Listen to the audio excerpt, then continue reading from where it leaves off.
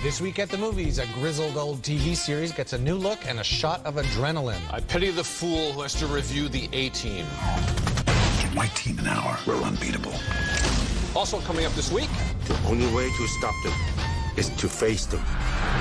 Jackie Chan as a kung fu master and Jaden Smith as his pupil in a new version of The Karate Kid. You wonder why I'm still working at this age. A new documentary whose title says it all. Joan Rivers, A Piece of Work. Plus, in honor of the remakes of The A-Team and The Karate Kid, we name the most overrated and underrated movies of the 1980s.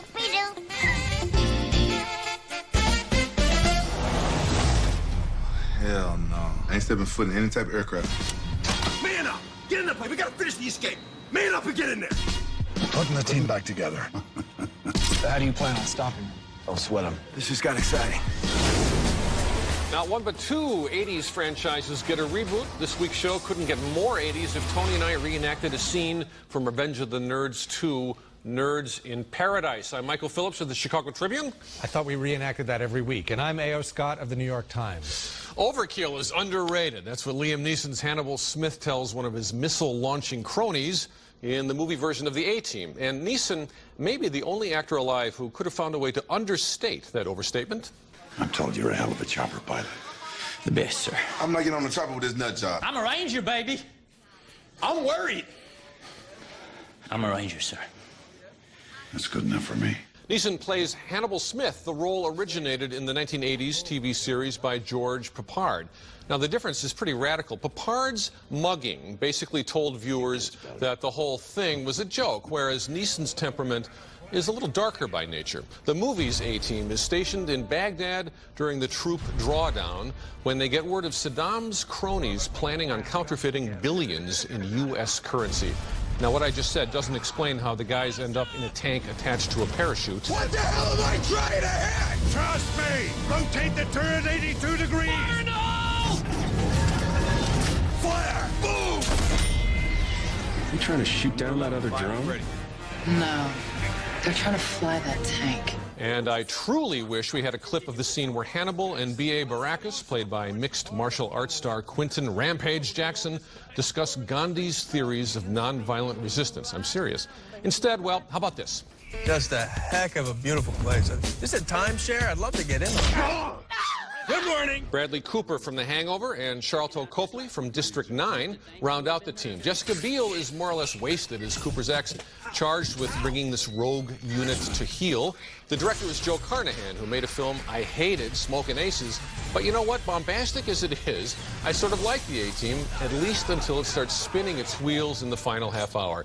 I say rent it, and you see what a disappointing movie Summer, Tony, can do to a guy's standards? Yeah, I mean, and I say skip it. I mean, there's stuff in it, you know, that's okay. Bradley Cooper was pretty good. Patrick Wilson playing this mysterious CIA nemesis of the A-Team is all right. He's good. But I feel like there was nothing here that I haven't seen on television 100 times. I think what you said about Peppard and Neeson really gets to the problem with this movie, which is that it can't figure out what tone it wants to take. So sometimes it's trying to be sort of tongue-in-cheeky and boisterous and rambunctious. Other times it's a very, you know, serious, somber, revenge-driven drama. Right. And the whole thing just has this kind of leathery, macho, dumb, thick-neck Well, feel. yes, okay, going in, you know that. You know you're going to get that. It's basically... I was not charmed by it. Well, I think the issue here is that it really does play like 2 episodes of the 80s TV series back-to-back, but we should point out that it's been roughed up. It's a lot more violent than the series was, which was really much more of a kind of a camp variation on things like The Dirty Dozen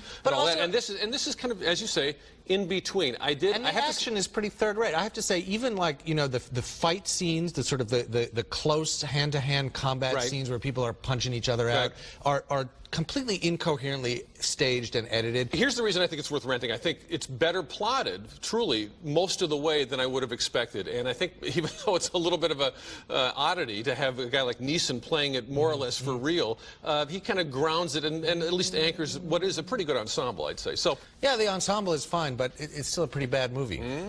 Next up is a bracing, touching documentary called Joan Rivers, A Piece of Work, and Is She Ever? Now, you might think of Joan Rivers as a groundbreaking comedian, or you might think of her as a bit of a joke. A has-been, clinging to the last shreds of her celebrity and her dignity by doing things like appearing on Donald Trump's Celebrity Apprentice. But whatever you think of her, and even if you don't have much of an opinion at all, this movie will be a real eye-opener. The minute you're not angry about things, the minute you're not upset about things, what are you talking about? Oh, my grandson was so cute. It's not my comedy. There is Rivers working as hard as ever in her mid-70s, identifying the force that drives every great comedian. Anger. Filmmakers Ricky Stern and Ann Sundberg spent a year observing their subject closely and collecting clips from her younger days. The portrait that emerges is of a woman who is vain, anxious, profane, reckless, honest, and frequently brilliant. But even after 40 years in show business, she still lives in fear of fading away. Last year was a very difficult year. I was playing, here we go, the Bronx at 4:30 in the afternoon. I'll show you fear. If my book ever looked like this, it would mean that nobody wants me and that everything I ever tried to do in life didn't work. Rivers paved the way for provocative female comics like Kathy Griffin and Sarah Silverman, but she's not ready to be an icon or a legend. She's sometimes appalling, sometimes pathetic, but never dull, and Joan Rivers, A Piece of Work, is definitely worth seeing. Yes, see it. Yeah, I think a lot of comedians would be happy to turn a year of their life over to a camera crew and a director, and they would feel like, okay, warts and all, here I go. In this case, you really do get the sense that she is tuning out the camera half the time, and you're getting honest glimpses of everything from, you know, career crisis. Yeah. You know, I mean, you have all these interesting detours, like, you know, doing a gig, a casino gig in northern Wisconsin, which turns into a very tense where she shouts down a heckler. It's amazing. Some of what's going on in this film, Tony, I think is you can apply to almost any comedian. Right, just the, sure. the fear, the anger, everything, the drive, but the specific biographical issues here. Well, it's fascinating because she's a woman coming up, you know, who came up in what was then and what still is a very guy-dominated profession, and she's so honest and she's so self-aware and she's so damn smart. I mean, this is a really, really smart, if, you know, sometimes troubled and sometimes abrasive woman. Right, and I think like Don Rickles, who shows up in this film, you get this, you get the sense here and there that she really could have, would have been a tremendous straight actress. Yeah, so, absolutely. Coming up next, Jackie Chan and Jaden Smith take over for Pat Morita and Ralph Macchio in the reboot of The Karate Kid. And later, Katherine Heigl and Ashton Kutcher star in Killers. It opened last weekend. Is it worth your catching up with? Take up your jacket. Take it down. Put it on. You ready? Take it off. I already did. Jacket off. Let's go.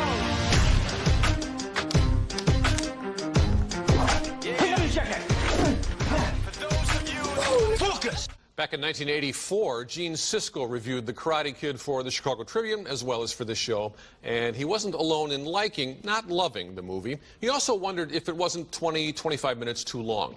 Well, now we have the remake of The Karate Kid, and at 2 hours and 20 minutes, it's about 40-45 minutes too long.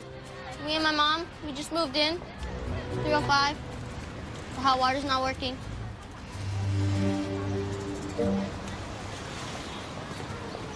Okay. Or I could just come back another time.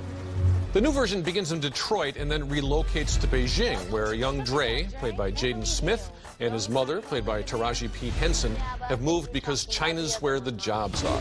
In that first scene, Jackie Chan is the apartment handyman who helps Dre face up to the ferocious bullies making his new life miserable. This mentor figure has feet not just of fury, but of wisdom. I kind of just want to learn the Cobra thing. Cobra takes a lifetime. It requires great focus. But I have great focus. Oh my God. Miss Han? Your focus needs more focus. And he's not afraid of inflicting all sorts of training montages on his pupil. If the Karate Kid, which should really be called the Kung Fu Kid, teaches us anything beyond the mysterious half-life of 1980s artifacts, it's that there's more to martial arts than destroying your opponent. It's the cliches you deliver en route that count. Jaden Smith plays it so cool as Dre, he periodically freezes over altogether. But because of the location work, And because Henson and Chan are good screen company in any circumstance, The Karate Kid is, for me, a rent it, even though it's just as corny as the '84 version, I'd say. It's a rent it for me, too. I think it's not as good as the '84 version, and I say that not just out of nostalgia, but because I think that was a more satisfying drama. It's basically the same story, but I think there's a problem with, as you identify, with Jaden Smith, who just is not quite actor enough yet to deliver this character. I think the story is very thin for a movie that's so long, but I think what's good about it, what was most interesting to me about it, is how much of China there is in it. I mean, it's a co-production with the Beijing Film Studios, and it really does give you a sense that I think is unusual in a Hollywood movie, of China as a real place where people live and what it looks like through the eyes of these Westerners. Right, I agree. And to the point where Beijing is actually covering for Detroit in much of it, because they filmed the Detroit sequences over there. But I think there's one, you know, as faithful as this storyline in the new version is to the old one, there's one enormous change we should talk about, which is the idea of taking this young protagonist who was played by Ralph Macchio in his early 20s. He was 23 years old at the time. Now we're talking about an 11-year-old playing a 12-year-old. It is not the same experience, I say, Tony, when you see an 11-year-old go through these, like, bone-crushing, encounters with the bullies. This break his leg stuff on the mat. To me, that's an unsettling change. It's unsettling, and I don't think even the most evil dojo in the world would send kids out to break the legs of 11. Also, Jackie Chan, when he first faces down the gang of bullies that are chasing Jaden Smith through the alleyways, he beats up a bunch of 12 and 13-year-old kids, which is a somewhat, I mean, they have it coming, but yet on the other hand. So in the next remake, these characters are going to be 5 years old, I think. Well, that'll be scary. So with the release of the A-Team and the Karate Kid, is there anything original coming out of Hollywood these days? We're going to ask our special guest, Stephanie Zaharek, from MovieLine.com in a web exclusive. Just go to atthemoviestv.com. And coming up next, we get you caught up with movies now in theaters, including Killers with Ashton Kutcher and Katherine Heigl, and Agora with Rachel Weisz. Surprise! I'm back! You're burning him! Upstairs, in the bedside table, there's a Glock 45. What? It's a gun! Just go get it! Why do you have a gun? Just get it! That was a scene from Killers, a new action comedy starring Katherine Heigl and Ashton Kutcher. It was released last weekend and for some mysterious reason not screened for critics. What's it about? It's about 97 minutes long. And that's the best thing I can say about it. Okay, Ashton Kutcher as a suave international CIA assassin. Look, you throw an ascot on Ashton Kutcher, it doesn't equal suave. It's not a mathematical equation. Well, and then he has to settle down and pretend to be a normal suburban husband because he wants to give that life of international espionage and assassination up. And marry Katherine Heigl, who is...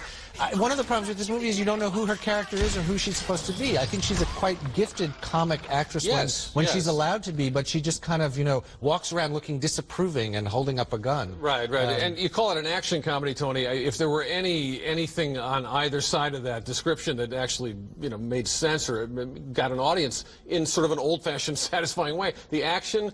no good. The comedy barely exists. And why isn't it more of a screwball comedy, like the premise sort of asks for? I as I was watching it, I thought, why this should be and could be a really fun, entertaining, silly movie, and it isn't. Also in theaters, Agora, starring Rachel Weisz. Whatever may be going on in the streets, we are brothers. Where are the troops? No army could contain that mob. He's calling for the annihilation of women and children. This is a really interesting and unusual movie. You could describe it in a way as a sexy librarian movie because that's what Rachel Weisz is. She plays Hypatia, a scientist, an astronomer, a philosopher who's also the keeper of the famous Library of Alexandria in Egypt in the 4th century. And this is a costume drama with a lot of tunics and togas. It's also a story, I thought, very interesting and moving and provocative story about religious intolerance and how it suppresses the scientific spirit and persecutes a character like this Hypatia. So you're I like it. I think it's a terrific movie. I think it's kind of like the Passion of the Christ for liberals. like that. A good description. I wish the movie kind of caught fire for me. As much as I admire Rachel Weisz and also Michael Lonsdale, fantastic as her father, who really is kind of the keeper of this, what at that time in history was the world's great library. I kind of kept waiting for both dramatically and cinematically to kind of really get me. Didn't quite do it, so I say skip it. It did it for me. I think it's a kind of a great movie for history nerds and science nerds and all kinds of nerds. And last but not least, Winter's Bone. He doesn't show at trial, see? The way the deal works is you all gonna lose this place. You got some place to go? I'll find him. Girl, I've been looking. I said I'll find him.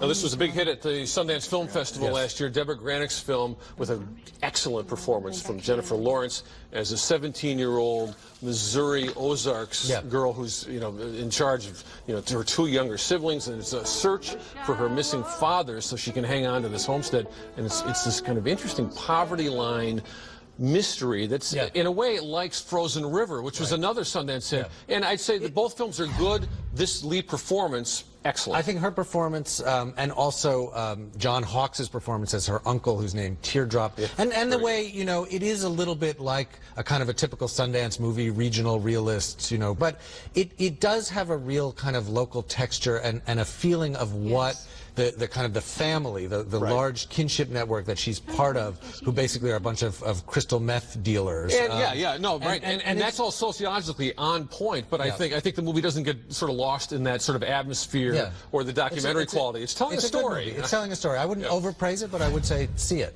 Coming up next, remember the 80s? We do, but we're old.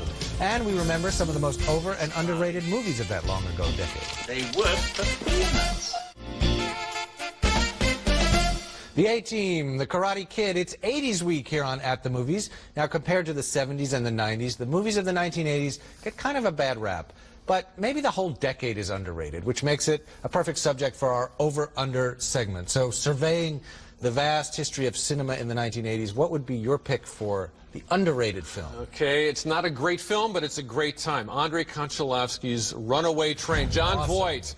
Eric Roberts, escaped convicts who break out of this horrible gulag in Alaska. And then what happens? They actually get onto a train that has no brakes, or the driver has a heart attack like that. Don't you love movies where the title tells you just what you're going to get? Everything. Right. And I like the film a lot because it's got this crazy collision between these high-flown disquisitions about life and death. It came from a Kurosawa script in the 60s, and it's pure pulp. I enjoy it. I can't defend it really logically, but I love it. It's a good time. What about you? Well, mine is I think really one of the most not just underrated but criminally maligned movies of all time. It's Elaine May's Ishtar, in which Warren Beatty and Dustin Hoffman play a pair of sort of lounge entertainers who end up in a kind of Hope and Crosby road trip across the Arabian deserts. Now, this is a movie that has gone down in history as one of the great epic disasters of Hollywood with, Heaven's Gate and Showgirls. And in fact, when you actually watch it and put that out of your mind, it's this odd, eccentric,